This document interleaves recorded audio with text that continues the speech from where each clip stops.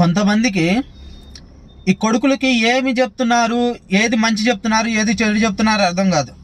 నేను ఎందుకంటే నా యూట్యూబ్ వీడియోల్లో వరుసను వీడియోలు పెట్టుకుంటూ వస్తున్నా. ఒక పార్టీకి కానీ, ఒక వ్యక్తికి కానీ, లేకపోతే ఎవరికి సపోర్ట్, ఒక నాయకుడు కానీ ఎవరికి సపోర్ట్ చేయట్లేదు. నేను గవర్నమెంట్ తీసుకునే తప్పుడు నిర్ణయాల వల్ల, అది ఏ గవర్నమెంట్ అయినా లేకపోతే ప్రస్తుతం సమాజంలో జరుగుతున్న వాటి గురించి 1 by 1 వీడియోలు పెట్టుకుంటూ వస్తున్నా. నేను పెడుతుంది చిన్న వీడియోలు, అవి మొత్తం పెద్ద వీడియోలు పెడితే అప్పుడు పూర్తిగా అర్థమైంది. ఇది స్టార్టింగ్ కాబట్టి చిన్న వీడియోలు అన్ని రకాలుగా పెట్టుకుంటూ వస్తున్నా.